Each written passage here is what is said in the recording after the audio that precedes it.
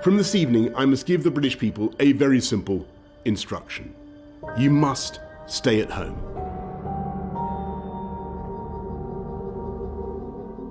I think we can all agree that 2020 was not the year we all wanted or needed. 3 lockdowns, a cancelled Christmas, and a whole lot of homeschooling later, it's been quite a ride. This time last year, the world watched as many aspects of our day-to-day lives changed dramatically. Our agency confidence indicator captured this moment in time. By the time the pandemic had hit our shores, agency confidence had plummeted. Agencies had to find ways to adapt, evolve, and, most importantly, survive. I promise you this, whilst the coming weeks and months will be challenging, there will be opportunities that arise. And arise they did.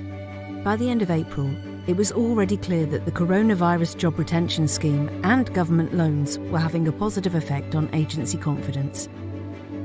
Outside of the business world, the nation was coming together to share brief moments of solidarity from our doorsteps, inspired by the extraordinary achievements of ordinary people.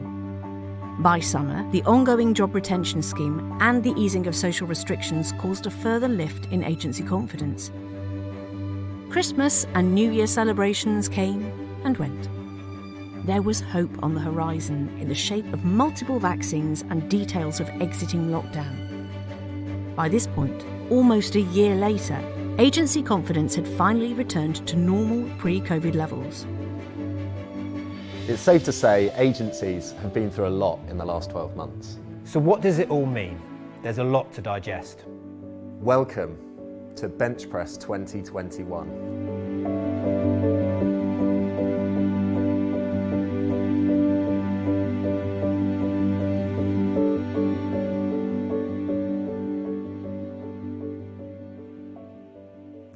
Good evening.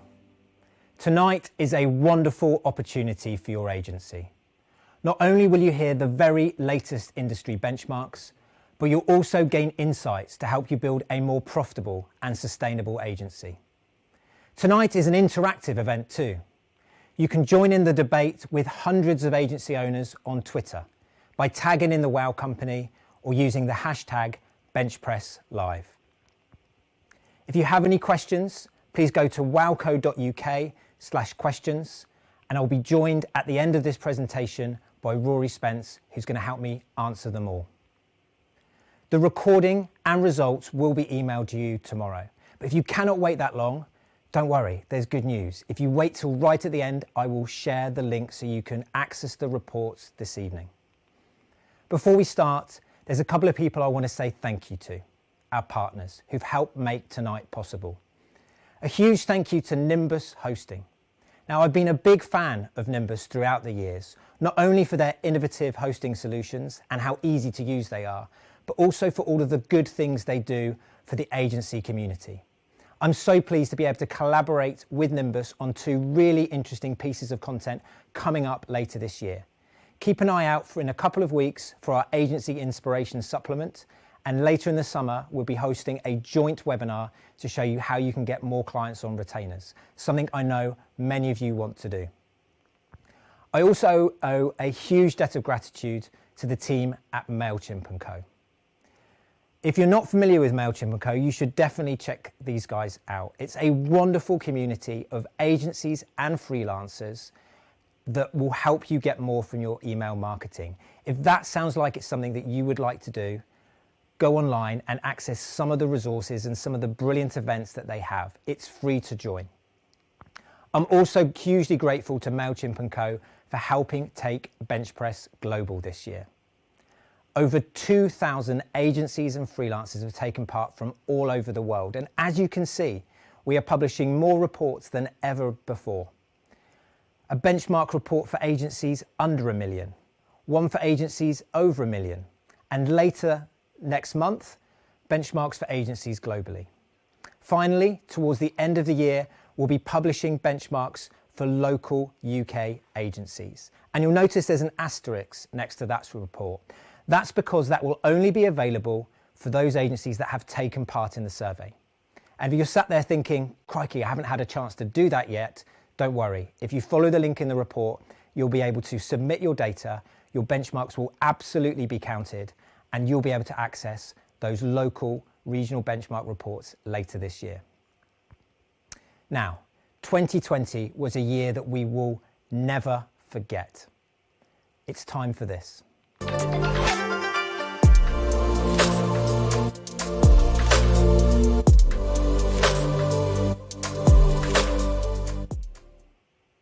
We wanted to look deeply into how agencies performed in 2020. The first place we went looking was fee income. Now, we've been tracking fee income since 2012 when we first started BenchPress, and it's a really good indicator of agency health. Last year, in 2020, 36% of agencies saw fee income reduce. 49% saw fee income increase. And if you're trying to work out where that sits, let me give you some context. We've been tracking how many agencies have been growing fee income for the last few years.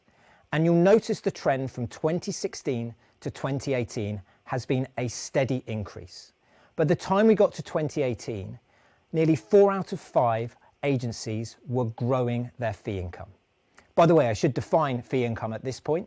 Fee income is your turnover less your recharge cost, things like ad spend, print spend, and I guess travel expenditure, although we've not been recharging too much travel expenditure over the last 12 months. So there's been this steady increase in fee income, or agencies that are growing fee income. And then we hit 2019, and that dropped significantly, down to 63%. Then 2020 hit. So off the back of an already tough 2019, agencies had to face what 2020 threw at us. And we should be under no illusions of just what a challenge that was for everyone. I watched how hard we all worked, how hard we had to work to get our teams together, and the creativity and resilience and determination that we've all shown to be here today. I take my hat off to everyone who've survived the last 12 months. Now, fee income is just one part of what makes up success. And of course, so much of our success is determined by our teams. And our teams have been significantly impacted by what's happened over the last 12 months. We've all had to get used to working from home, managing workloads, collaborating in different ways, liaising with clients, and also dealing with situations where our income no longer reflected our staff costs. 30% of agencies made redundancies in 2020. And every single one of those I know hurt. I was chatting to so many of you throughout those processes, and they were really tough decisions to make. 62% of agencies had employees leave for other reasons, but there was hope. Particularly towards the end of the year, we saw this: agencies hiring people. 68% of agencies hired people in 2020. Some really good news. And when you look at all of the figures, I have some more good news for you. Agencies' teams actually grew by 2% in 2020. So when you look at all of the people that were employed by agencies at the start of the year and compare that to the number of employees at the end of the year, that number actually increased by 2%. That was not a stat that I was expecting to be able to share with you here today. Certainly not 12 months ago when this all kicked off. What we thought would be really interesting to discover was the sentiment around 2020. So we asked a very simple question. What would you describe, or how would you describe what you achieved as a business in 2020? Let's find out. 36% said we did okay. It was a neutral response. What we then have is two categories, either positive or negative responses. And let's have a look at the negative responses. 6% said we did badly, and 3% said it was our worst year ever. And if you were one of those 9%, I really feel for you. If you're in those categories, either you had a bad year or it was your worst year ever, then my heart goes out to you. I know how challenging that was. But there was a big chunk of agencies for whom 2020 was actually a positive experience. 32% said that they actually did well, and 23% said it was their best year ever. How can that be possible? How can a year when a pandemic strikes in the way it has be our best year ever? Well, certainly when you look at this sentiment, there's definitely a case of agencies just being glad to be here. And that's reflected in what we see. But there's something else going on here. I spoke to so many agency owners throughout the year that said, quietly initially, and then growing in confidence, this could be one of the best things that's ever happened to us. Why? Why could that be the case? Well, they used it as an opportunity. They used it as an opportunity to revamp their business model, to revamp the way that they win new business, the way that they manage clients, the way they structure their teams, to revamp their whole business, the way they think, the way they work. They used it as an opportunity, and that created this positive sentiment. Another thing that helped create an awful lot of positive sentiment and feel good throughout the year was the funding that was available. 61% of agencies here in the UK received funding in 2020. And I'm absolutely thrilled that 23% took advantage of R&D tax relief in 2020. And with an average claim size of nearly £68,000, and by the way, that is the average claim size for WOW clients that we helped in 2020, I'm absolutely thrilled because I know that money landing in people's bank accounts in the last 12 months was a lifesaver for many, and it brought a great deal of relief. So we're on a mission here at WOW to make sure that no agency misses out on R&D tax relief. And if you think you might be eligible, if you think you've done something that involves a technological advancement, please get in touch. I've had so many people contact us over the last 12 months and say, I wonder if this project qualifies, I'm not sure. Well, we can help give you that certainty and potentially help get you some money back from HMRC. All of this funding resulted in agencies' cash balances swelling. I'm really pleased to say that there are more agencies with large cash reserves than ever before in the history of BenchPress. We've been tracking this since 2012. So we define agencies with large cash reserves as those with 6 months or more of overheads as cash in the bank. And you can see how this has risen from 2019 to today. Nearly 40% of agencies now have these big cash reserves, 6 months or more. I'm also delighted to say that there are fewer agencies operating hand to mouth, so those with 1 month or less of overheads as cash. And again, you can see that trend changing over time. Only 4% are in what we call the danger zone, 1 month or less of cash in the bank of overheads. Now, not only is this good for business, it's also good for your mental health. It will help you sleep well at night. But this money is borrowed. And if you strip away all of that borrowed money, this is what you are left with, the real cash position of agencies. If you take away all of the money that has been borrowed, 26% of agencies would have run out of cash already. They would be out of business. 25% would be on the brink, in that danger zone I talked about earlier. Now, this is a stark reminder of just how serious 2020 was for agencies across the UK. It's also a stark reminder of the importance of making sure that your business model is profitable and sustainable, that you are making the money every single month to be able to pay back any debt that you have borrowed, because it's going to have to start being paid back soon.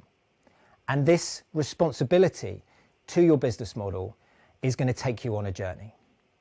So the question I have for you all this evening is, do you want to grow your agency profitably and sustainably? Of course, the answer is yes. That's why you're here. And we have some key benchmarks to help you do just that.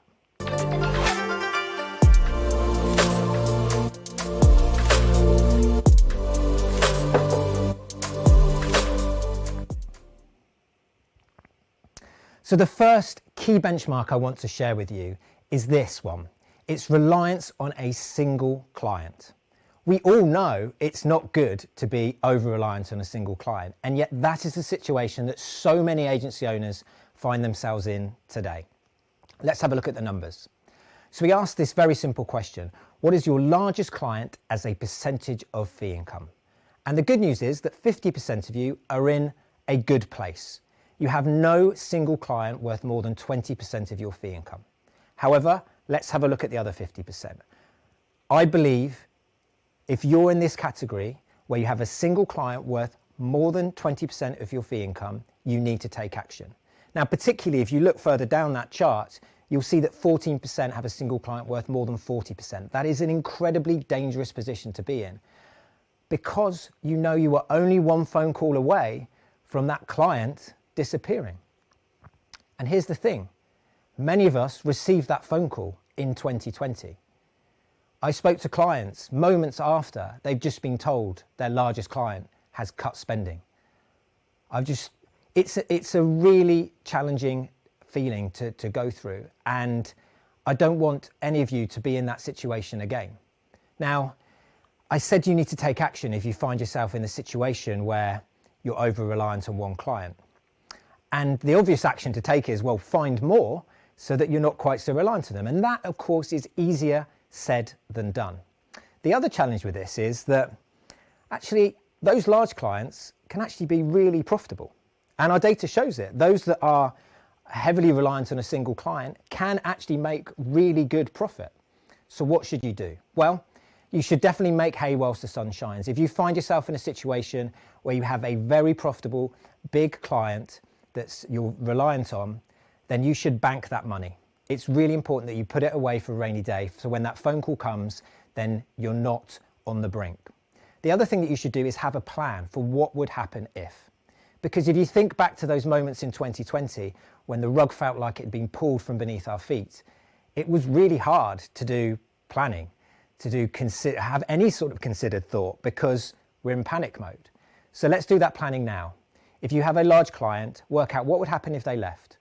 How many months of cash overheads do you have as cash in the bank to sustain you for?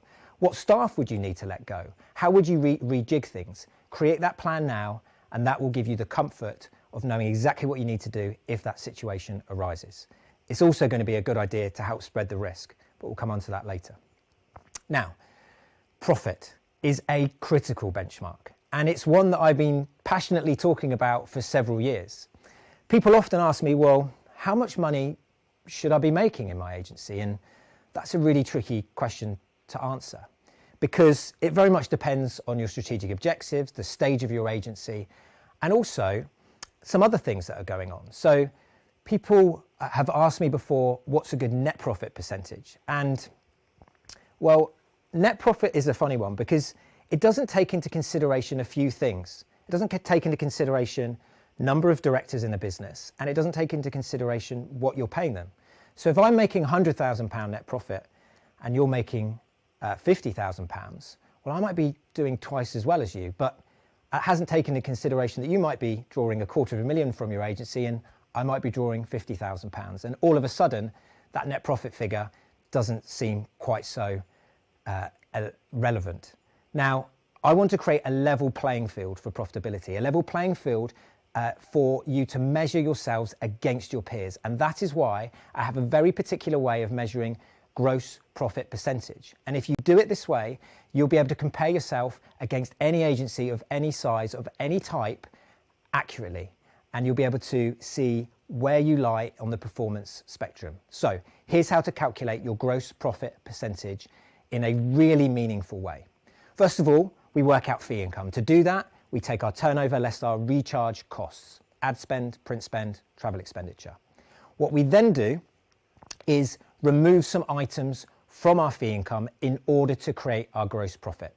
So we take away our chargeable wages. So these are all of the wages of our team that are engaged in chargeable work that actually involves doing things for clients. And when I say chargeable wages, that is all of the costs associated with staff. So that's things like, well, the wages, the national insurance, the pension contributions, any training that goes into the staff, all of those go into this bucket under chargeable wages.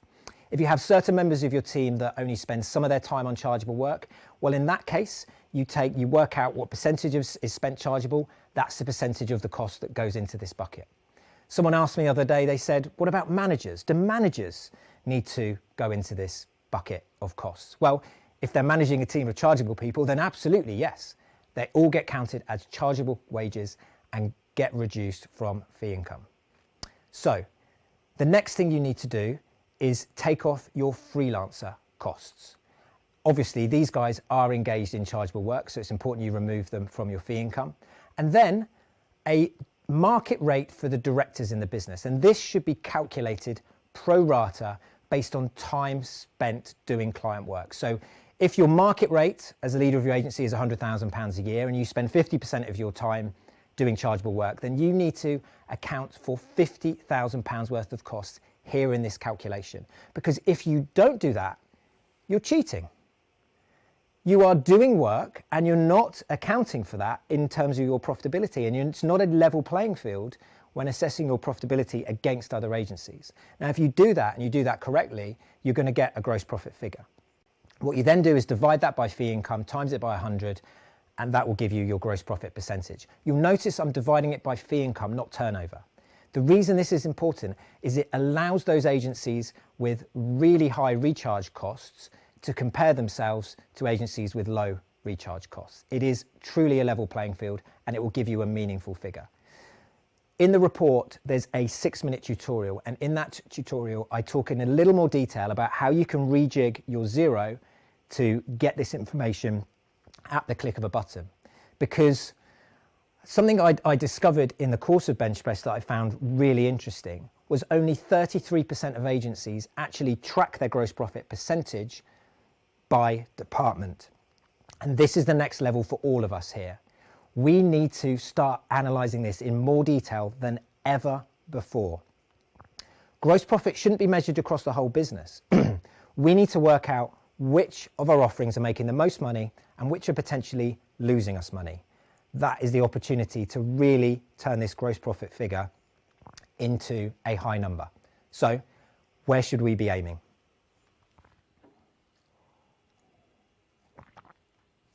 Well, a really good place to aim is a gross profit percentage of 50% or more. Let me tell you that the average for agencies here in the UK is 44%.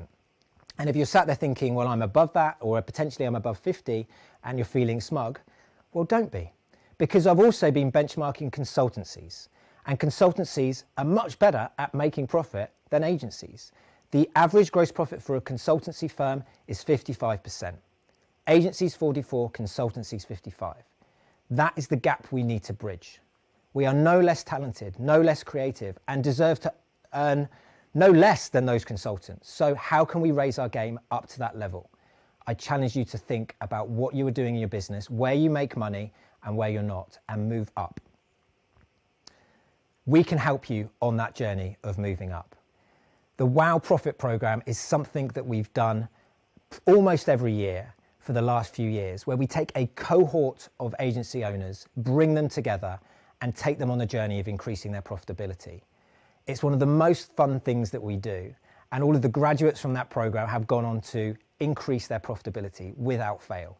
Now, the really interesting thing about that program is it sells out every single time. So I'm only letting you know so that you can keep an eye out on your emails in a few weeks' time when we let you know that it's coming. I'd love for you to be part of it. There is a direct correlation between this next benchmark and profitability, and the benchmark is pricing. It's so important. I know many of you are looking forward to hearing these pricing benchmarks to find out how you compare to other agencies, because you know intuitively that the higher prices you're able to charge, the more profit that you can make. Now, we looked at how agencies price, all the different ways that they price. You'll see, probably no huge surprise, that 87% use fixed pricing. Around 60% use time and materials. And I'm really pleased to see that more and more agencies are adopting an agile approach to pricing. Let me explain what that is once I've had a sip of water. So, agile pricing. I think agencies realised a little while ago that it's really hard to scope a whole project in one go at the outset. It's almost impossible because you're guessing after a certain point. You're guessing about what the client's going to want, what you're going to discover. And the beauty about the agile approach is it takes that guesswork out. You work on a short sprint, which you quote for, you take what you learn, and then you work on the next one. And there's less room for maneuver. The next one to look at is value-based pricing. And I'm also really pleased to see more and more agencies adopting this approach, where instead of charging based on the time it takes, you're charging based on the value that you are adding to that client.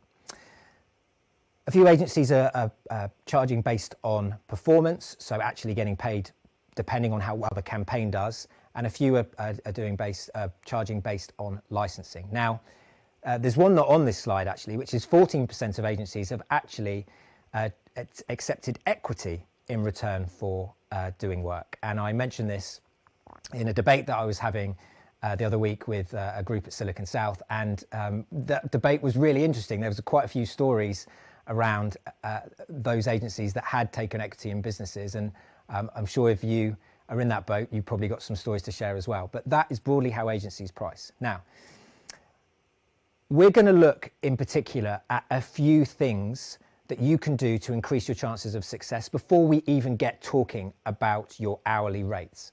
And the first thing that you can do is to look at your budget. Now, this question here that you're seeing on your screen at the moment of what's your budget is a question I'm sure you have asked your clients time and time again.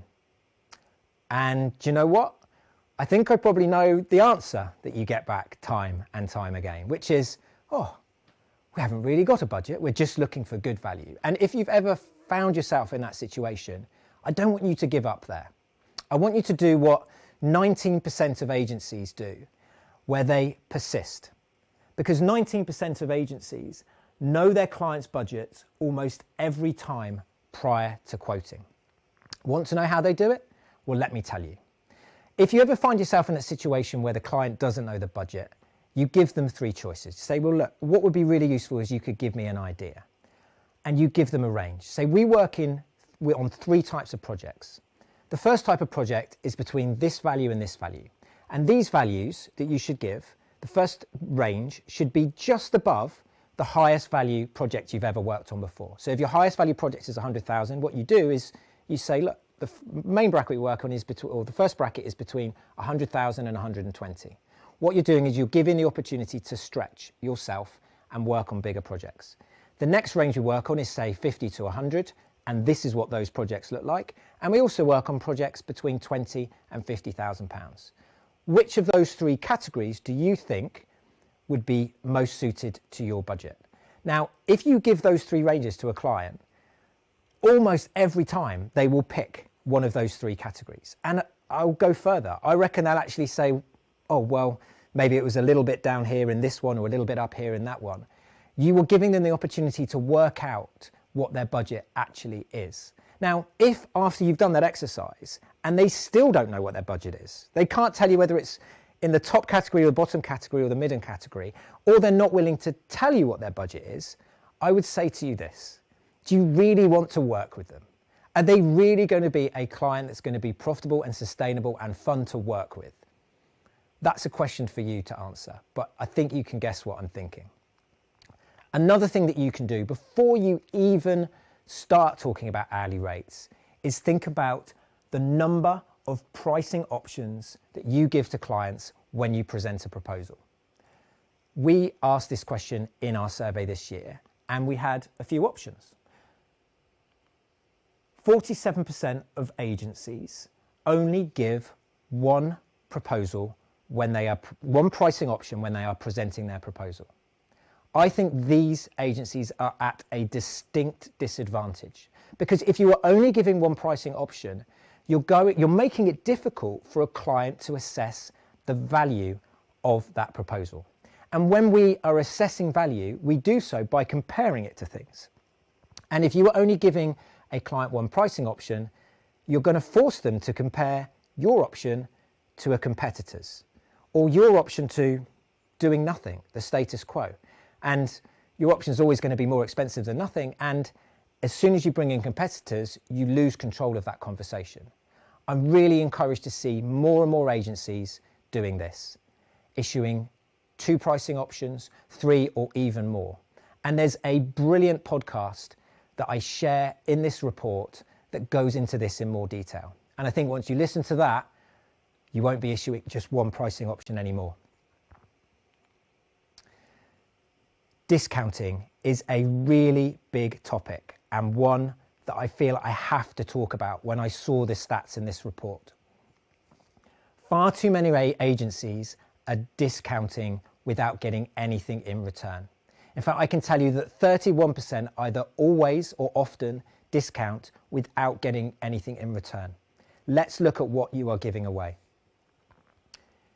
23% of agencies are giving away up to 5% of the fee. And it's not 5% of the fee, it's 5% of the profit. Think about it, it's straight off the bottom line.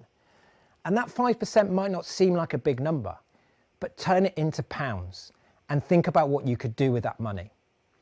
Even more worrying, we've got 54% giving away up to 10%, 16% up to 15%, and 7% of agencies are giving away up to a quarter in discounts, 25% in discounts. It is absolute madness. It is hard enough to make money on a project with everything going to plan without you giving away discounts at the start.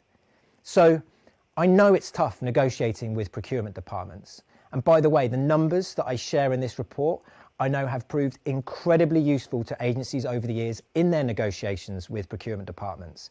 Because in a moment, I'm going to be sharing averages. And of course, your response, and also, by the way, we'll be sharing what the top 10% charge. And your response when negotiating with these procurement departments is to remind them that they do not want average. They do not want an average agency, and you are not an average agency, so you should not be charging average agency fees. It's a weapon in your negotiation with procurement departments.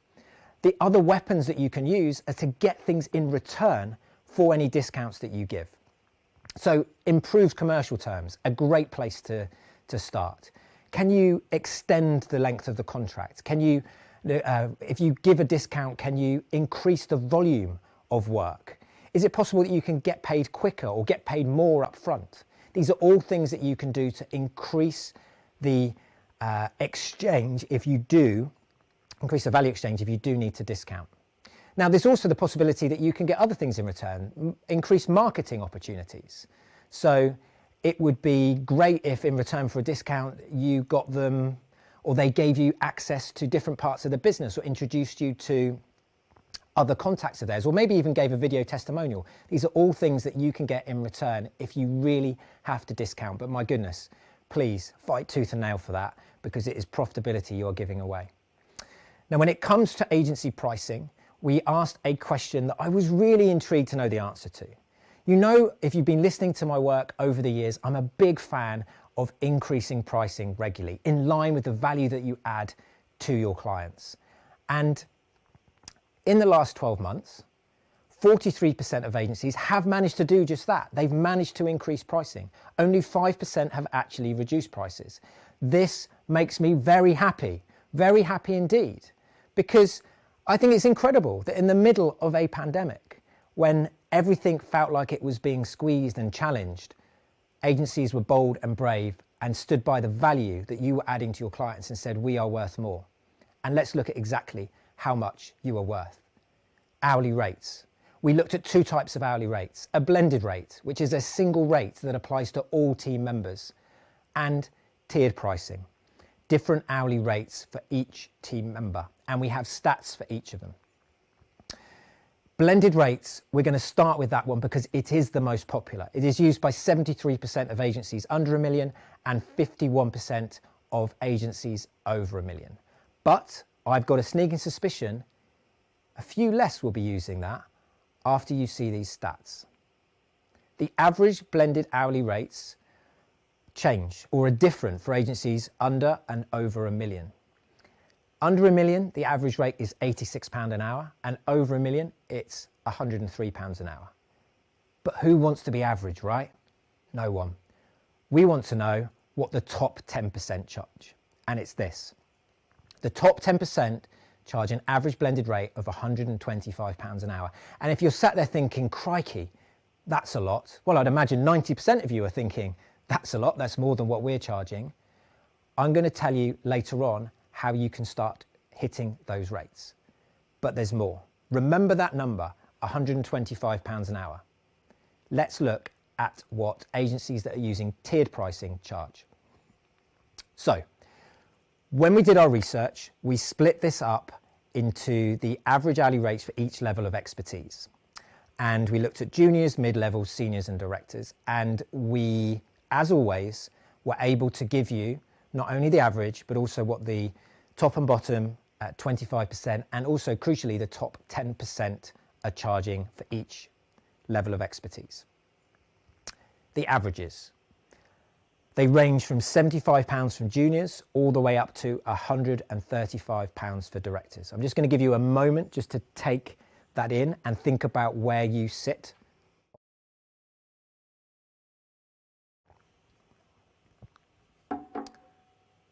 But we're not interested in averages. We're interested in this, the top 10%. Now, I said earlier to remember that £125 an hour figure, because look, juniors at the top 10% are charging juniors out at £99, mid-levels out at £124. So if you are using a flat rate, top 10% comparing like for like, you are selling yourself short. You might be charging your juniors out a little bit more, mid-levels your par, but look, you're short selling on your seniors and you are miles short on your directors. The top 10% of agencies that use tier pricing are selling their directors out for £234 an hour. And let's be honest, you're worth it. Think about the experience that you have. Think about the knowledge that you have. Think about the value that you can add to your clients. I think it's scandalous that we're giving that away, practically giving it away for a few hundred, the odd less than that figure there, basically. This is our opportunity to raise our game and charge what we are worth. Now, again, if you're looking at these numbers thinking, they're really high, how on earth do we get there? I want to show you. I've spent the last 17 years working with agencies, researching them, speaking to them, doing the accounts for them. And I'm really excited to bring you this webinar. 9 a.m. on Thursday, the 29th of April, I will be sharing with you 7 strategies to help you increase your prices. I hope to see you there. There's a link in the report. Now, I said there's a correlation between pricing and profitability, and that follows through all the way through to what agency owners earn. In 2019, agencies under £1 million earned about £48,000 a year, and the larger agencies above £1 million earn significantly more, £84,350 a year as an average. In 2020, what do you think happened to these figures? It surprised me. They went up. Both small and large agencies saw increase in earnings, with agencies above £1 million getting close to that £100,000 mark. And that £100,000 mark is a really important milestone. We thought it'd be fun to see how many agencies actually fall into that £100,000 club. Well, let me show you. 8% of agencies under £1 million are earning 100 grand a year or more, 42% of £1 million plus agencies. So there is a trend here. Get your pricing right, your profitability will follow, and there comes your earnings. You'll also see here, there is a significant incentive for growing your agency and scaling. And if you are under £1 million, looking enviously at these figures and wondering how you can get there, then keep going. We set up this business from scratch, my business partner Paul and I know exactly how it feels to be sat there with nothing. And that incredibly challenging journey all the way along the path to where you want to get to. And I'd encourage you, if you are short of where you want to get to keep going, keep persevering, keep changing and adapting, and keep looking for opportunities, because they are out there. So far, we've looked at stats from 2020, we've looked at some current stats, but now it's time to look ahead. We want to find out what the future holds.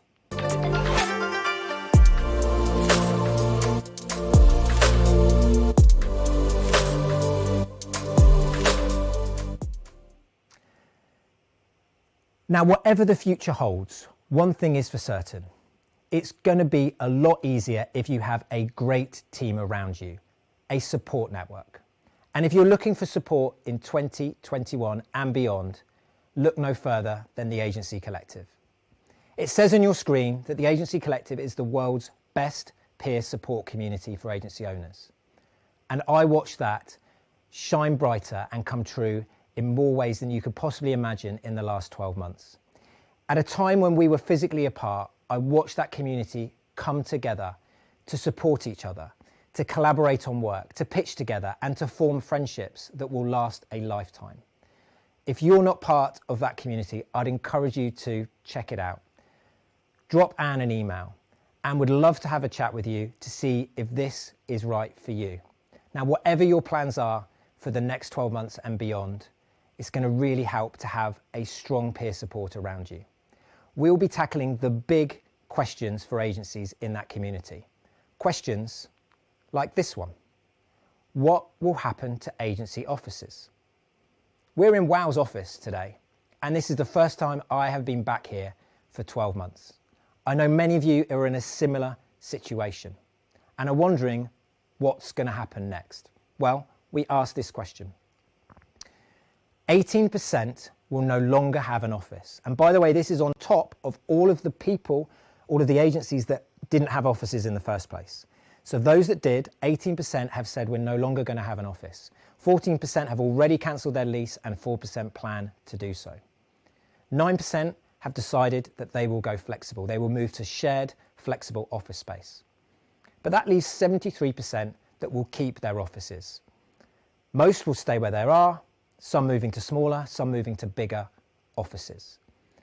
But that's not the real story here, because what I'm really intrigued about is what happens when we do go back to our offices. It's a wonderful opportunity to rethink how we work. And it's a wonderful opportunity to rethink this, our recruitment. In the report, we share with you exactly how many agencies are recruiting, the levels they're recruiting at, and the methods that they'll be using. But we also ask this important question. Will agencies hire people not within a commutable distance to a particular location?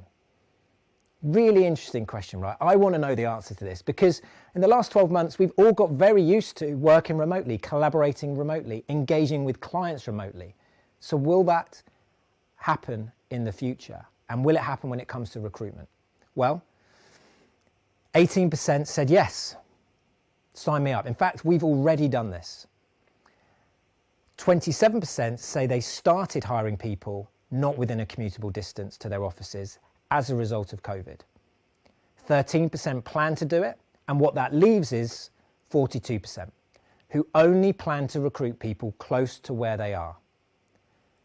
Will those 42% be at a disadvantage?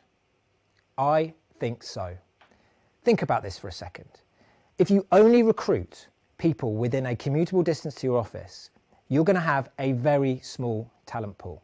Not least because those people can now get jobs at other agencies in the UK. In fact, those people can now get jobs at any agency in the world.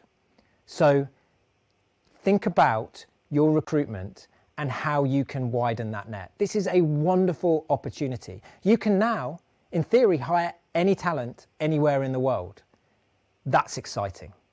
It also creates a challenge because all of a sudden your teams can now go and work for any agency anywhere in the world. And how we look after our teams and our culture will become more important than ever before. We touch on this topic later. Continuing the theme around remote working, of course, there's remote working with clients. And I'm really pleased to see that 79% of £1 million plus agencies work with overseas clients. 65% of the smaller agencies do as well, which is terrific news. We can work with businesses anywhere now.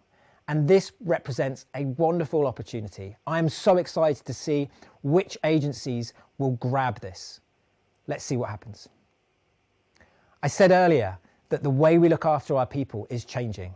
But what hasn't changed is its importance in helping us create the agencies that we really want, the successful businesses of the future. We have to put our people first. And I know many of you have done that over the last 12 months as we scrambled to make sense of this new way of working. But we wanted to find out not necessarily what agency owners were doing or thought was a good idea to retain their staff. We wanted to find out what employees actually wanted. So I'm so pleased to be able to have teamed up with two brilliant organisations, Mentally Healthy and Never Not Creative, to answer this question. we surveyed 1,500 agency employees and asked them, what do you want? What's really interesting is that motivational posters and yoga classes didn't feature that highly, but let's have a look at what did. Number 5 was clear objectives. 4th on the list was flexible working conditions, and of course so many of you are offering that now. Appropriate structure and resources was number 3, and then the top 2 were these. Employees want leaders who lead by example, and they're also looking for empathetic, educated leaders. Now, you can't get a clearer message than this. If you're looking to invest in anything that will help you retain your staff, help you build a successful agency, it's your leadership. 2021 is the opportunity for you to think about your leadership in completely different ways, to invest in this, not just for you, but for your whole team, your key leaders within your team. This is the game, and I'm really excited to see what happens. Earlier, I asked the question, do you want to grow your agency profitably and sustainably? And of course, the answer is yes. If you would like to work with an accountant that's going to help you on that journey, we would love to chat to you. We've always had the view that accountancy is about way more than just crunching the numbers. And if you'd like to find out what that way more looks like, the extra bits that we do for our clients, we would love to chat to you. Finally, before we go to Q&A, there's some thank yous. So a phenomenal amount of effort has gone into making tonight possible. In fact, the planning actually started back in July last year when Gayatri and I sat down to plan BenchPress 2021. And a huge thank you to Gayatri up in Newcastle for sticking to that project plan so diligently and being so patient with me as we work together on this. I've loved every minute. Thank you so much. A huge thank you to Georgia, who's been manning Twitter tonight. You've done a terrific job. It's been great to see the tweets appear at the bottom of the screen. And also a massive thank you to Ruben, who's been my data analyst this year for BenchPress. And when you see the report, you'll see what a fantastic job Ruben has done. It's certainly not been easy. Also, a big thank you to all of the WOW team who've helped make tonight possible, to Paul and Rory who've joined me here this evening, and also to everyone who's helped proofread the reports. You'll see when they land in your inboxes, there's an awful lot of detail there, so a massive thank you to Team WOW. As you can tell, a lot of technology and effort has gone in tonight's proceedings, and I want to say a huge thank you to Motif and Straight Up Grizzly, the wonderful people behind tonight's show. I hope you've enjoyed it. You guys have been brilliant, so thank you. I also want to thank folk, Brett and Ben and the rest of the wonderful team there have done an incredible job, as they do every year in producing these reports. You will see it's an incredible undertaking, and Brett, you've made them look beautiful, so thank you. There's also so many people that have helped spread the word about BenchPress. I'm hugely grateful to all of you. The wonderful guys at Productive, Streamtime and the Agency Works are people you should speak to if you need help getting to grips with your agency management software. These guys have fantastic tools that can help you take that to the next level. A massive thank you to Katie and her team at Street, wonderful new business experts for agencies, and the guys at Agency Local who are streaming this live. I'm so pleased that you could all join me. Also want to thank Bristol Creative Industries. If you're an agency down in that part of the world, Bristol and Bath, you'll already know about the wonderful work they do, and I'm so grateful for them for spreading the word, and I'm really excited for some of the regional benchmarks I can share with you and all of the regions across the UK. I've also like to thank all of these people, far too many to mention, but everyone you see on this page has helped spread the word about BenchPress and is a wonderful contributor to this ecosystem of agencies. I'm very grateful. Thank you. Final thank you, and there's a lot of them tonight, but I mean every single one of them sincerely, goes to you. Every single one of you that has taken part in the survey. I wouldn't be standing here if it wasn't for you taking 15 minutes out of your day to enter some numbers into a form. But that act has helped create these benchmarks, and these benchmarks have helped create opportunities for everyone here. Because I know that people will read these and they'll look at the stats and they'll think, I can do better. And that is what I'm challenging us all to do this evening, to do better. 12 months ago, I made a promise to you. As we went into lockdown, I said that there would be opportunities that arise, and they did arise. I can't wait to see what opportunities come our way in the next 12 months. I hope you grab them with both hands. It's now time for questions.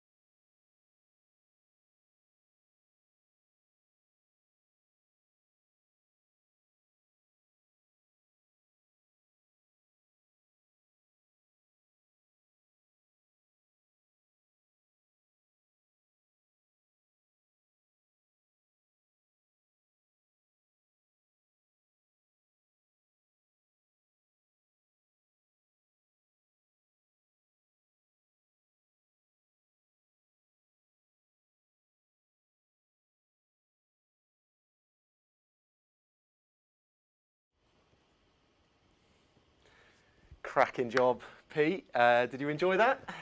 Yeah, I did. I'm going to enjoy it a lot more now it's done. Honestly, there's so much that goes into that, and I'm just, so grateful for everyone's help, and I'm grateful that it went without a hitch. So yeah, I enjoyed it. You did a great job. You did a great job. I loved reading all the tweets coming in, and you're getting a lot of love. I was going to say you've got the easy bit left to do now, but actually I'm going to be grilling you with a load of questions. So this is the fun bit. But you know, I've got a trick up my sleeve, which is every now and again I'll just go, "Oh, Rory, you've got a really good answer to that one." So I'm just going to warn you now that I'm going to do that at least twice. Yeah, I love it. I can't answer that one. Over to you, Rory. I'll stitch you up. Well, I've got some good ones here. So we've had a question that came in, and I've got these all appearing on my screen, which is good fun. So keep them coming. This is awesome. First one here is the top performing agencies in 2020. What did they do, basically? Okay, this is really interesting. So I spent a lot of time on the phone chatting to agency owners, particularly in that bit when we went into lockdown, and then I went back and touched base with them later in the year, and I wanted to find some correlations as to what the most successful ones did. And the thing I found was there was probably two things. Number one, it was the planning. The ones that came out in the best shape were the ones that very, very quickly created a plan. And not only did they create the plan, but they were really decisive and bold in actioning it. It was something that we spoke about earlier. And I think it's a really good way of operating regardless of what's going on around you, right? It's important to have a plan, and it's important to be bold and decisive. But what's really interesting is in the good times, you kind of forget about those things. And I guess for anyone watching this, it's just a little reminder. Think back to all of the good things that happened in 2020, all of the decisive actions that you took, and just make sure that you're not getting comfy again and putting your slippers back on and letting some of the things that you should have actioned before kind of drift a bit. Because I think we all learned that lesson. We all learned about the importance of being bold and decisive and having that plan. And I'd love that to be a habit that's stuck forever, because I think if we all do that, we'll have much better businesses. Yeah, completely agree. And actually, something I'd add is, and you touch on it with the decisiveness and having that plan, but I think we definitely saw that those agency owners that were willing to make quick decisions instantly around things like, do I use the furlough scheme and who do I use it on? Do I take out a small business loan? Do I do it right now? They fared really, really well initially, whereas actually those that went, we'll wait and see, maybe I'll decide in a month's time, like they're just lagging behind a little bit. So yeah, just to add to that, I think, really good point. So the second question we've got here, what's the best thing to have come out of agencies' lockdown experience? I think there's a few things. I think certainly agency owners are really appreciating their teams and appreciating the strong members of their teams. I think it's incredibly challenging running a business, running an agency, but you can't do it without a strong team around you. And I think there's a huge appreciation from agency owners for their team and what they've been through. Other great things that have come out of it, I think agencies have been forced to assess their business models and suddenly start to go, why am I doing that? And they've cut out a lot of the unprofitable activities. Other great things have happened around lifestyle decisions. And I really hope that this habit sticks. I saw so many agency owners suddenly go, why am I traveling the globe? I actually love my husband or wife and I want to spend more time with them. And I think that's a wonderful thing, that this pandemic has stopped us in our tracks and give us the opportunity to think and reassess. And again, I hope some of those good habits stick. In fact, I hope all of those good habits stick. And as we emerge from this, we think about, what do we want personally? What lifestyle do we want to live? And where does our agency fit into that? And we put ourselves first and our families first, and then look to our agency to help fulfill what we want personally. And I think that's a terrific thing to have come out of this. And long may it continue. Yeah. Also, it fascinates me, the stat you shared earlier around how are agency owners feeling about the last year. And I think it was something like 55% of them either had the best year yet or a really good year. But I'm sure of that 55%, a lot of you won't have had the most profitable year you've ever had. You won't have hit the biggest sales figures you've ever had. So it's this sudden pivot, isn't it, to what is success? You know, actually, we're measuring success in different ways. And I think that's really cool. And like you said, you know, being able to put the kids to bed or do bath time with them or whatever it might be is suddenly really nice, that a lot of people wouldn't have had before, would they? So yeah, it's great. Right, we've got another one here. So what's the average and top range annual salary for an agency owner or founder, with 10 years plus of experience? Have you got that one? It's very specific. Very specific, yeah. Well, anyone wondering whether we planted these questions or not, it's now left in no doubt as I scramble for the stats. So look, we have split the data into agencies under and over $1 million. So with 10 staff, I'm going to guess that they might, did you say 10? Oh, 10 years experience. 10 years of experience. Okay, I'm going to go for that they're over $1 million, and I'll go to profit and earnings category in the report and see what we can dig up. So this was earnings they wanted to know, yeah? Yeah. Yeah, the average and top range earnings. Okay, so 9% of agency owners earn £150,000 a year or more. 9% of agency owners above $1 million earn £150,000 a year. So that I would class as the top category. And the average figure for that category is 96,500. So average figure for, if you've been in business for 10 years or more, assuming you're £1 million plus, 96,500, top 9% earn £150,000 a year. Awesome. Answers that one nicely, I think. Yeah, lovely stuff. Another question here, one I might be able to help with. So what sort of things are agencies allocating to R&D expenditure? Wow, I told you this was going to happen. Over to you, Ross. Shove that one my way. I like it. So yeah, look, this is something I've been talking with agency owners about for, well, really a lot more in the last year than ever before, because people are just looking at their options here and trying to explore ways of getting cash back into the business. R&D, I think Pete summarised it nicely. We're looking for technological advancements. You're doing something in your particular sector or in your client's sector or industry that is not being done elsewhere. You know, whether that's because their competitors are not doing these things, whether that's because your own competitors are not doing these things. So I think, you know, the kind of easy stuff, as I say it, will be software development platforms. You know, if you're building an entire platform yourself, really good chance you're going to be doing R&D there. But of course, that's such a small percentage of people actually doing that stuff, building entire sort of systems. Even if you're creating a little plugin here or there, you know, that could be tagged onto something like a WordPress website, which is straightforward enough. Even things like that, those kind of projects can still be considered for R&D. So what I've always said, and partly it's because I love getting to chat to all of you lovely folk, but genuinely, in 15 minutes, I could have a conversation on the phone with you, ask a few questions, and we'd be able to work out whether you'd be eligible. So, eligible even. So, I've always said, if in doubt, book in a call with me, and I'd love to have a chat and just check. So, Perfect. Nicely done. awesome. How are you calculating an agency owner's earnings? Question. So I will need to check the exact wording that we asked in the question on the survey. So I can't give a precise answer, but what I can tell you is that we were very clear in our definitions. So when we asked the questions in our survey, we were very clear on the definitions. And so I will need to check what that question was, but it's clarified in the report. Yeah, awesome.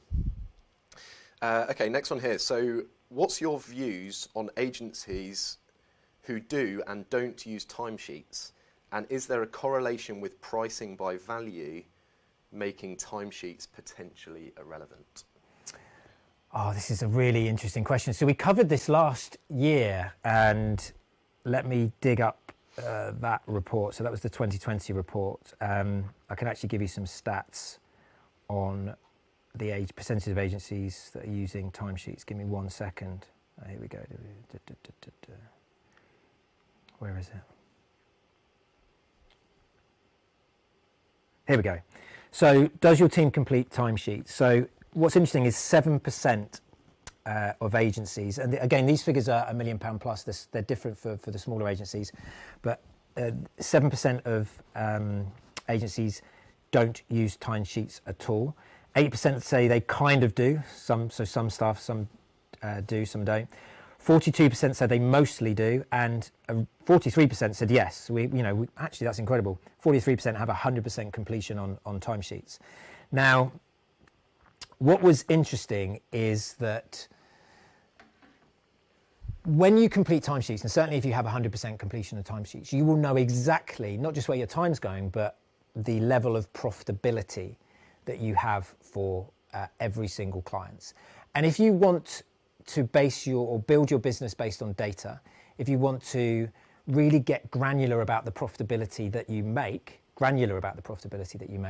you cannot do that unless you put timesheets in place. Mm-hmm. However, there's definitely an alternative way of doing this. So I know several agencies that make good profit and don't have timesheets in place. But what they do have is some mechanism to assess which elements of their business are profitable or not. So that example I gave earlier, that 33% that are measuring gross profit by department, I think it's absolutely essential. If you don't have timesheets, you at least are able to say, well, that department or that pod or that group of people are generating this amount of profit versus this pod or this group of people that are generating this different level of profit. So I'd need to look at the data in more detail in terms of correlations around profitability, but I think the fact that we haven't dug that out from last year's report tells you that it doesn't matter so much whether you complete timesheets or not. What's most important is the strategy around your pricing, your positioning, and making sure that you are positioning yourselves as a high value agency and charging accordingly, and then making sure that obviously you have good project management systems in place to deliver that work, but there is some mechanism at the end of the day to work out where you are making money and where you are not. Now, timesheets is the most forensic way of doing that. It might not be the most popular amongst your team, but it's certainly the most forensic. So what I would say, again, to answer the question around correlation, should you do timesheets or should you not? I know agencies that use timesheets and make lots of money. I know agencies that use timesheets and don't make much at all. And same applies for those that don't. And actually, something I'd add is, we know agencies that are using value-based pricing and they're still doing timesheeting, because although they don't need to track the hours to then bill the client, they want to see for their own internal sort of reporting, actually, how much money am I making on these profits, on these jobs, what profit am I making?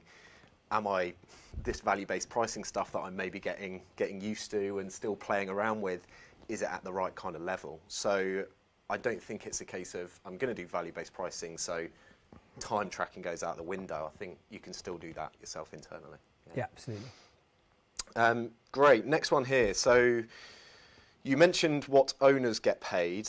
What should agency owners take from the business at the end of the year? What's best practice? So that very much depends on your strategy and where you're at in terms of your business, and also the year I guess you've had previously. So if you've been listening to this, that our philosophy is to help you run a profitable and sustainable agency. And so what that means is retaining profit, because you never know when a rainy day is going to come or a global pandemic. So the agencies that were prudent and retained chunks of money undoubtedly weathered the storm better in the last 12 months. And how much you retain is going to be dependent on so many factors, not least, I mean, in really simple terms, whether you need to buy a house in the next 12 months. You know, so much of this is linked to your own personal circumstances and your family and your requirements. It's really tricky for me to say, well, you should retain this percentage. In fact, you can't do that. So it depends on your personal circumstances, it depends on the state of the business, it depends on your plans for the business. If you are gunning for growth and you are hiring, then you're not going to retain much, you're not going to draw much, you're not going to retain much, you're going to reinvest it. It's going to perhaps be a different decision if you are planning on selling your business in the next couple of years. So unfortunately, I cannot give a one-size-fits-all answer to that, but I think most importantly, it depends on your personal situation. I think that's what drives it. But again, I'd always encourage people to err on the side of caution. It's yours anyway. You know, it will come to you eventually. So keeping it in there just resist the temptation to spend it personally, and means if you do find yourself in a challenging situation, you've got the cash to weather the storm. As you saw from those stats around overheads as cash in the bank, agencies are in a really good shape at the moment cash-wise, and it would be a shame to erode that. Yeah, and I can't resist the opportunity to plug WOW. This is exactly what we can help you with, right? This is exactly what we help our clients with. You know, end of the year planning. Actually, we've got a bit of money left in the business. What are our options here? So, well, you make a good point around tax planning. So I've seen so many more people getting to grips with pension contributions, and particularly with the corporation tax rise coming. You know, in a few years, corporation tax, if the government has its way, will be at 25% corporation tax. And under the current rules, you can actually, before you pay any corporation tax, take some money out, put it in your pension, and that reduces your corporation tax bill. So, you know, it's a really, really good thing to do. And these are the conversations that, you know, we have with our clients prior to year end. And we should all be having with our accountants and thinking about really planning for the future. Yeah, so true, so true. So this is a good one. We've had a really cool tweet from Tia saying, thanks for a really positive and data-filled presentation. Interesting, no mention of Brexit impact on 2020. So I've got a question for you. Right. Do you think we'll see more Brexit impact in 2021? How will we even tell? How will we even tell what's Brexit, what's pandemic, what's what? No one's really talking about the Brexit impact. And I think it will be really difficult to put our finger on what's causing what in our business. What we do have control over, though, is all of the things I talked about in our presentation. And I think if you want to mitigate the impact of Brexit or any wobbles that we're going to experience over the next few months, then it's about seizing some of these opportunities that we talked about looking at how you price, looking at your positioning, focusing on the value that you're adding to clients, and so many other things, looking after your team, putting a plan in place and making sure you're being bold and decisive. Some of those opportunities, you know, I looked at the number of agencies working with overseas clients. You know, that's a really exciting opportunity. And perhaps if you wanted to spread your risk around Brexit, if you thought the UK might be adversely affected, well, a global portfolio of clients would certainly be a smart thing to do. Yeah, love it. Great stuff. So another question. We've got a few more. Keep sending them in if you'd like to as well. You've got the link just here on the wall. So next one. In relation to pricing, how do you deal with an established business and a startup level company? Can you just repeat that again? So in relation to pricing, how would you deal with an established business Right. and a startup level company? I think the question is suggesting, yeah, would you charge differently for established business than a startup?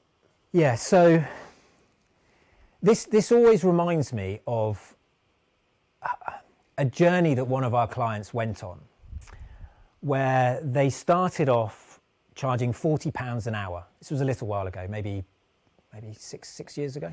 Started off £40 an hour, and they were doing local websites for local people, you know, websites for £1,000. And for any of you who've had the pain of doing local websites for local people for £1,000 will know that's not a lot of fun, and it's certainly not a way to make any serious money in your business. And they went on this journey from £40 an hour up to 120. And what they did is I sat down with them and said, look, this is ridiculous. You're super talented. You should be charging way more than £40 an hour. Put your prices up. And they did, reluctantly initially. I think I might have had to twist their arm to put it up to £50 an hour. And they came back a couple of months later and I said, look, do you have any reaction? They said, no, I had no reaction at all. You know, the conversion rate stayed the same. We're now selling at £50 an hour. And we kept doing that until we got to a point we hit the threshold where they weren't able to charge those rates to their current clients. So they realized they needed to upgrade their clients. So going back to your point around startups versus more established clients, they moved away from these startups to more established clients with bigger budgets.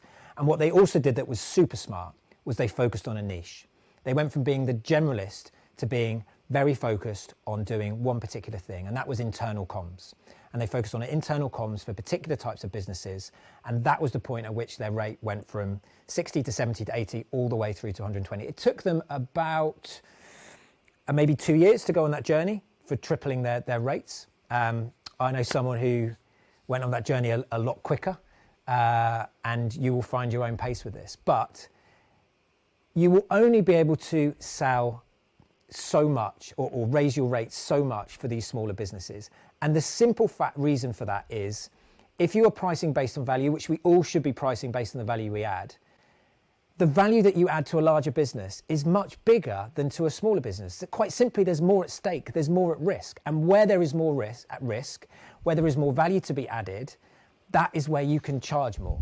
So there is one wee caveat to that.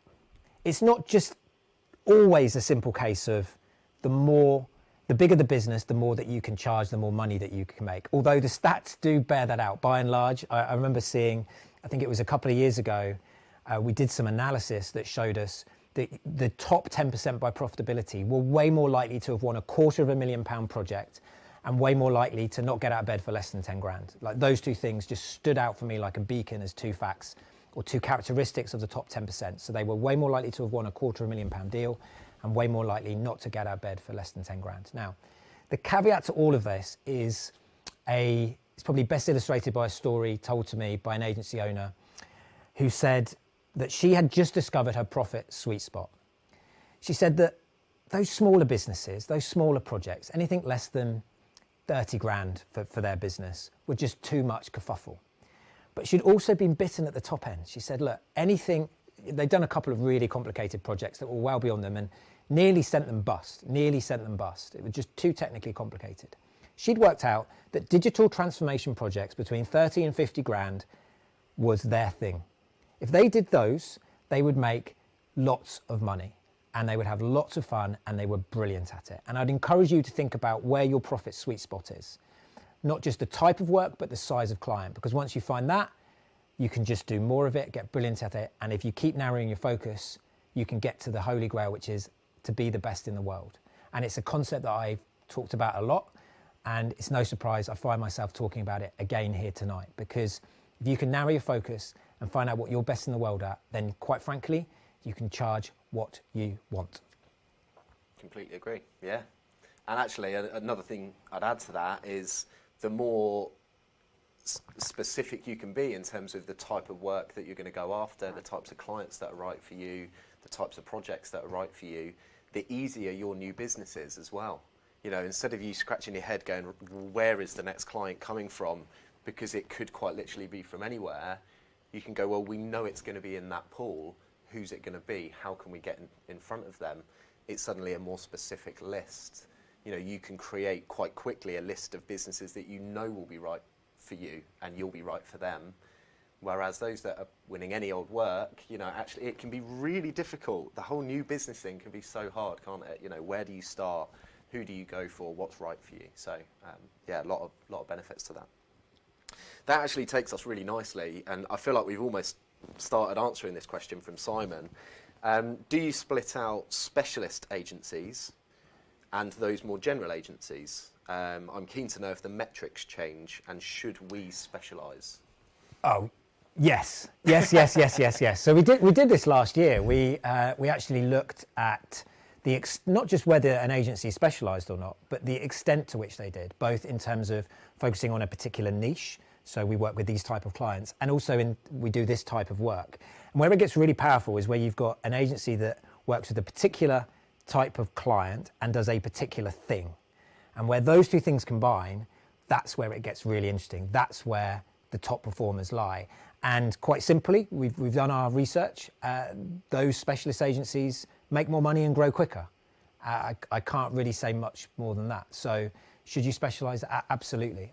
You definitely should. There's so much to be gained. Now, one caveat to that, because I know a lot of people,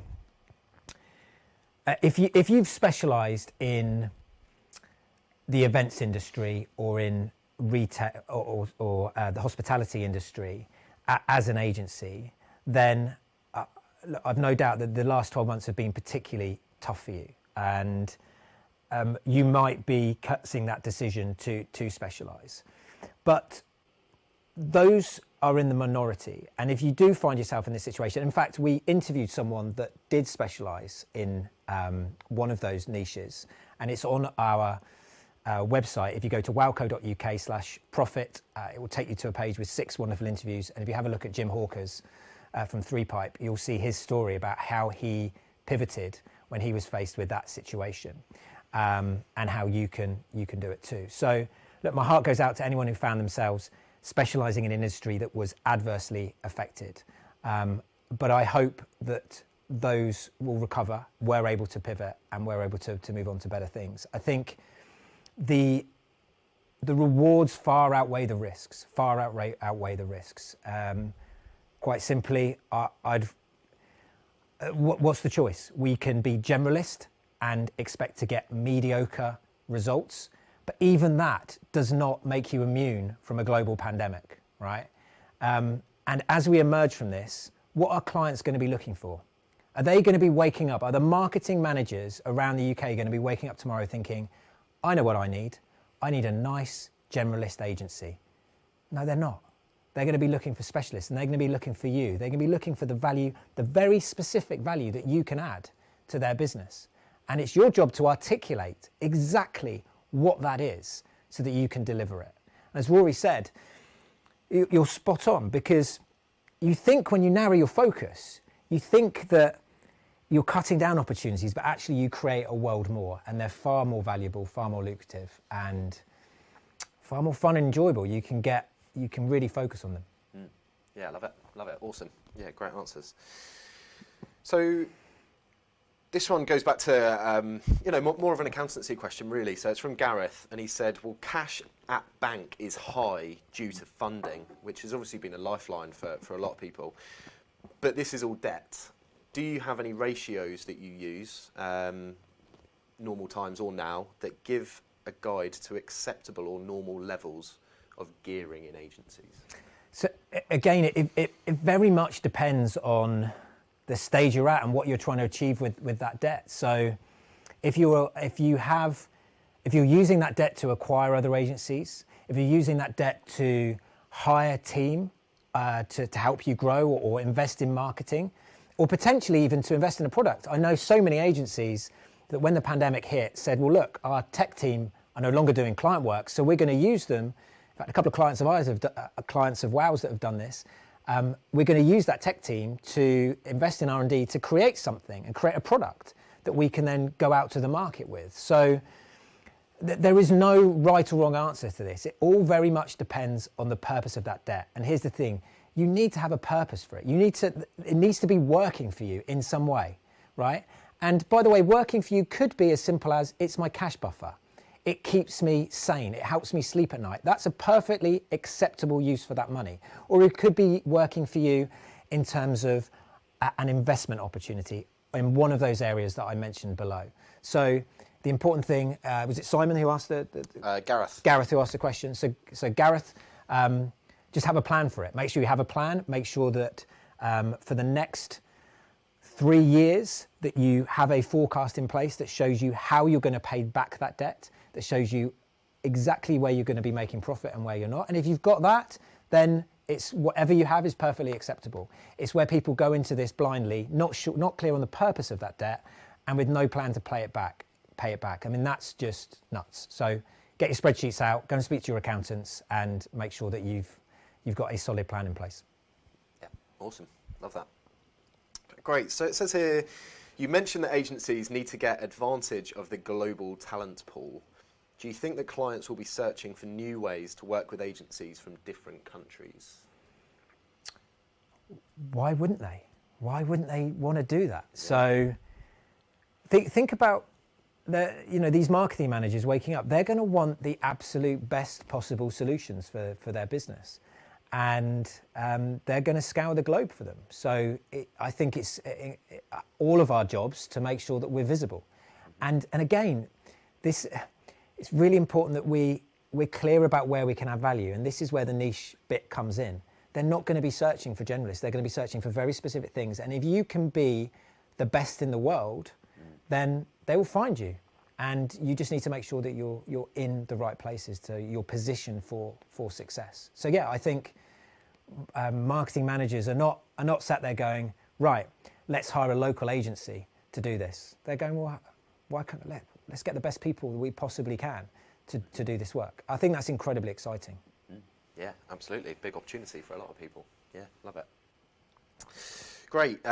We've got another question from Gareth, quite possibly a different Gareth. I can't see a surname. So did we manage to hit 50-50 male versus female gender split for all staff this year? Did female agency directors increase beyond 36% from last year? Gareth has done his homework, which is great to see. It is.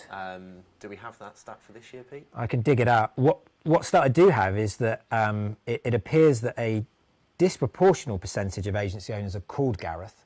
So that's something that we need to add into next year.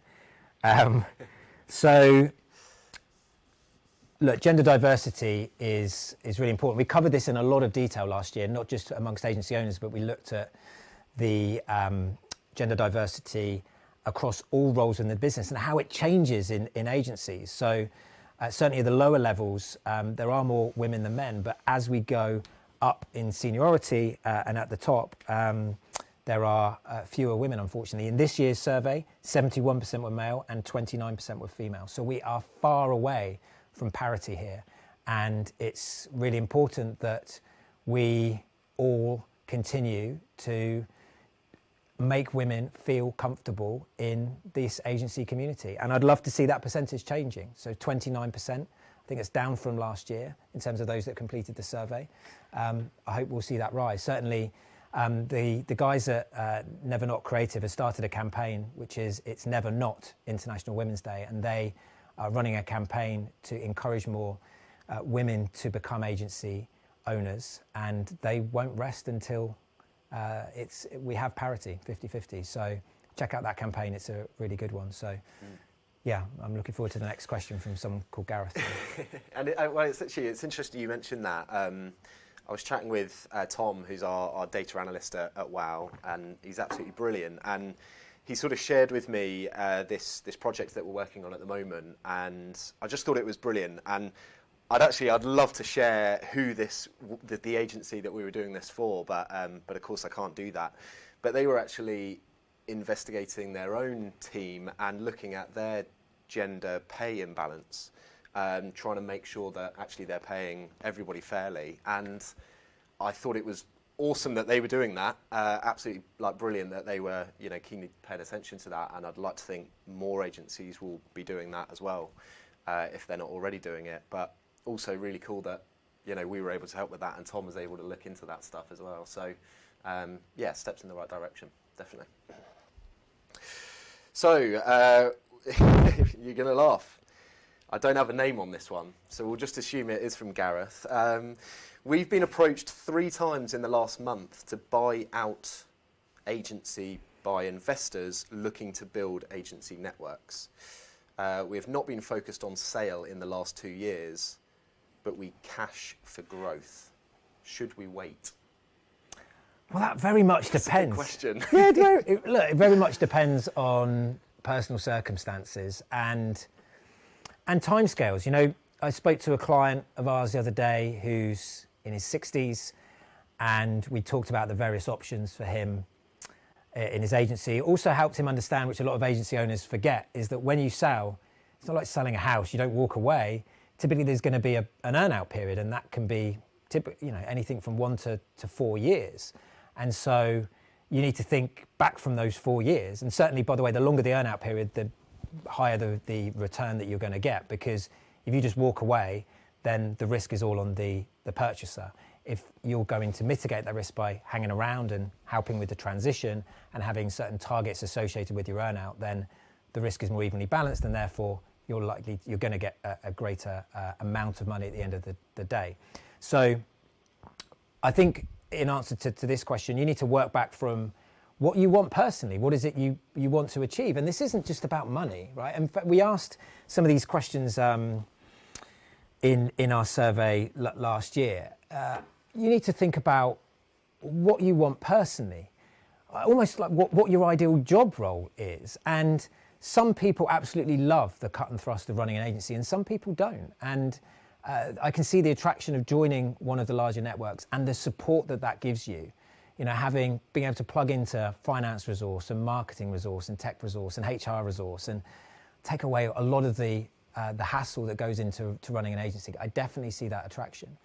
But you're going to have to give up your autonomy, and you need to decide how important that is to you. So this comes down to highly personal preferences around what it is that you want and the timescales that are important to you. And that's the thing to think about. It's tempting when you get these offers to get sucked in. And I see so many people go down this journey and forget to ask themselves, hang on, what do I want? Do that now in the cold light of day. Say, what do I want? What do I want for my life? How is this agency going to help me achieve that? And then you can work the rest out. So I think it all starts with a simple question: what do you want? Yeah, love it. Goes back to what you said earlier, like having that plan. So powerful, and in this case as well. So you're going to be sad. We're at the last question. Okay. At the last question. So it's a nice one. How much should you be earning per staff member in your agency, or how do you look at staff utilisation rates? So we actually publish utilisation rates in this year's BenchPress. I didn't touch on them this evening.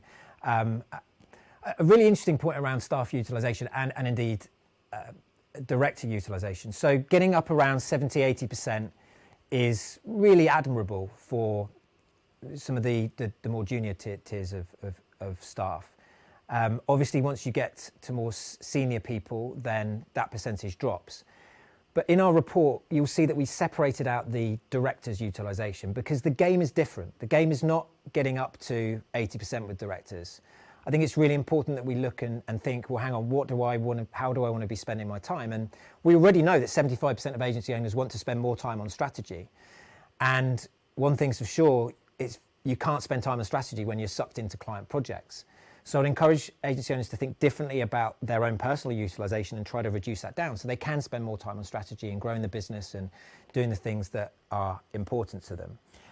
As for return, I guess, on that investment, so the question was around staff costs and what billing you should expect. Yeah. We stopped publishing revenue per head stats a couple of years ago when I realised that they just weren't that useful. So, I mean, as a rough guide, they're okay. Kind of rule of thumb, we published previously that 5% of agencies have £100,000 revenue per head. I think the average change, depending on the size of business that you were, for smaller agencies it was 43. Average for larger agencies was 68, I think, £1,000 per revenue per head. But the reason we stopped publishing it was because it didn't take into consideration cost per head.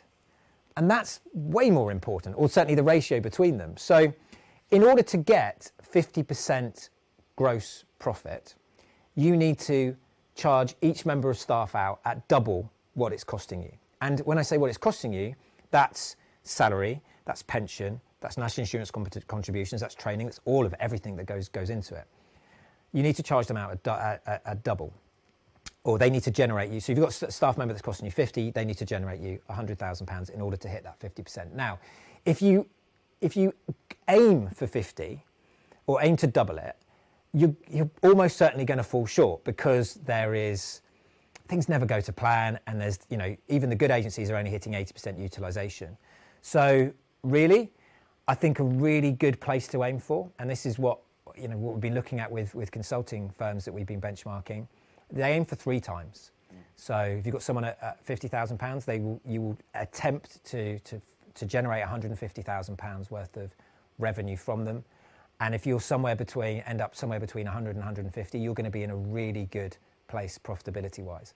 But that's the ratio to look at, is somewhere between 2 and 3 times is where we need to be aiming for. And if we're in that bracket, you're going to be running a very, very profitable agency. Yeah, love it. Yeah, great answer. Awesome. And that is it from us. Nothing else has come in. We're done there, Pete. Yeah, fab. Good job. Thanks so much to everyone for joining in this evening. Thanks so much to everyone who stayed right to the end. I promised that I would share links to the reports. They're going to appear on your screen in a second. And what I encourage you all is to look at these and look for the opportunities to improve things within your agency. And if you need any help, you know where to find us. I hope 2021 is a terrific year for you. Good night.